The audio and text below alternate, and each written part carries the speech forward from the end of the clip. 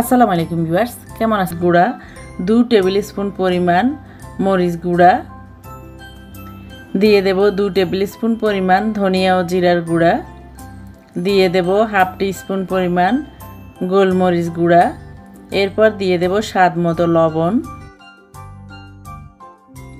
এরপর দিয়ে দেব ভেজে নেওয়া পেঁয়াজ বেরেস্তা থেকে 1 কাপ পরিমাণ তেল। আমি যে পেঁয়াজ বেরেস্তাটা করেছিলাম ওই পেঁয়াজ বেরেস্তার তেলটাই আমি এখানে দিয়ে দিয়েছি। এরপর আমি সবগুলা মশলা আর মাংস ভালো করে মেখে নেব। বেশ কিছুক্ষণ ধরে আমি মাংসগুলোকে মেখে নেব যাতে প্রত্যেকটা মাংসের গায়ে মশলাগুলা ভালো করে লেগে যায়। আর বাকি মশলাটা আমি মাংসগুলা কষাতে কষাতে অ্যাড করব স্টেপ বাই স্টেপে আমি সবগুলা মশলা অ্যাড করব। সবগুলা মশলা আমি একাত্রে অ্যাড করব না, ধাপে ধাপে আমি মশলাগুলা অ্যাড করব। কালাভুনা মাংসের মধ্যে ধাপে ধাপে মশলাগুলা অ্যাড করবেন, তাহলেই আপনি কালাভুনার পারফেক্ট কালার নিয়ে আসতে পারবেন। আর মাংস থেকে পানিটা মোটামুটি বেরিয়ে এসেছে। এরপর আমি নেড়ে চেড়ে দিয়ে ভালো করে মশলাগুলোকে মাংসের সাথে মিক্স করে নেব, যাতে এমনভাবে মিক্স করব যাতে প্রত্যেকটা মাংসের গায়ে মশলাগুলা লাগে। এরপর ঢাকাটা খুলে আমি দিয়ে দেব 4-5টা কাবাব চিনি আর 7-8টার মতো সাদা গোলমরিচ দিয়ে আমি মাংসগুলোকে উল্টিয়ে পাল্টিয়ে ভালো করে নেড়ে চেড়ে মিক্স করে নেব। তো ভিউয়ার্স, এখানে আরেকটা টিপস বলে রাখি, যদি মাংসগুলা কষাতে কষাতে দেখেন যে মাংসের গায়ে পানিটা একদম শুকিয়ে মশলাগুলা পোড়া লেগে যাওয়ার অবস্থায় এসে গেছে, ওই পর্যায়ে হাফ কাপ করে পানি দিয়ে মাংসগুলাকে কষিয়ে নিতে পারেন। তবে একবারে পানিটা দিতে যাবেন না, তাহলে কিন্তু রান্না মাংসের কালারটা চলে আসবে। অল্প অল্প করে পানি দিয়ে ধাপে ধাপে কষাবেন।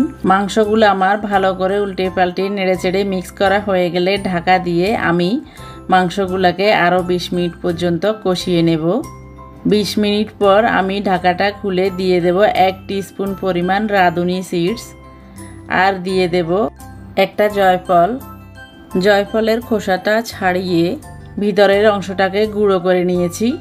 এরপর আমি দিয়ে দেব 1 টিস্পুন পরিমাণ ভাজা জিরার গুঁড়া আর দিয়ে দেব হাফ টিস্পুন পরিমাণ গরম মশলা গুঁড়া দিয়ে আমি মাংস আর মশলাগুলোকে ভালো করে উল্টিয়ে পাল্টিয়ে নেড়ে চেড়ে মিক্স করে নেব। তো ভিউয়ার্স, আর একটা কথা বলতে ভুলে গিয়েছি, এই পানি দেওয়ার টিপসটা যাদের মাংস থেকে পানিটা শুকিয়ে যাবে মাংসটা সেদ্ধ হওয়ার আগে তাদের জন্য। তবে আমি কোনো পানি অ্যাড করিনি, কারণ আমার মাংসে সেদ্ধ হওয়ার মতো পর্যাপ্ত পরিমাণে পানিটা ছিল, এজন্য আমি অ্যাড করিনি। মশলাগুলো আমার মিক্স করা হয়ে গেছে। এরপর আমি ঢাকা দিয়ে মাংসগুলোকে চুলার আঁচটাকে মিডিয়াম ফ্লেমে রেখে মাংসগুলোকে আরও কিছুক্ষণ কষিয়ে নেব। একদম লাস্ট পর্যায়ে আমি দিয়ে দেব 1 টিস্পুন ভাজা জিরার গুঁড়া আর দিয়ে দেব 1 টিস্পুন রাঁধুনি সিডসটাকে আমি গুঁড়ো করে দিয়েছি।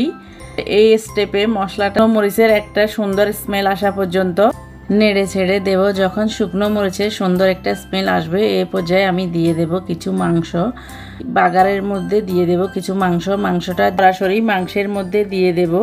এখানে একটা টিপস বলে রাখি, বাগারের মধ্যে মাংসটা দিয়ে 5 মিনিট পর্যন্ত রাখলে বাগারের ফ্লেভারটা মাংসের মধ্যে ঢুকবে আর বাগারের স্বাদটাও মাংসের মধ্যে ঢুকবে। মাংসটা খেতে খুবই ভালো লাগবে, স্মেলটাও খুবই ভালো লাগবে।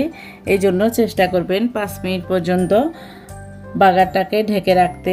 এরপর আমি বাগারটা সরাসরি মাংসের মধ্যে দিয়ে মাংস আর বাগারটাকে নেড়ে চেড়ে দিয়ে এরপর আমি ঢাকা দিয়ে আরও 5 মিনিট পর্যন্ত রেখে দেব। 5 মিনিট পর ঢাকাটা খুলে এরপর আমি আর কোনো ঢাকা দেব না, মাংসটাকে নেড়ে চেড়ে বেশ। আমার আজকের রেসিপিটি যদি ভালো লাগে তাহলে সবার কাছে অনুরোধ থাকবে বাসায় একবার হলো ট্রাই করবেন।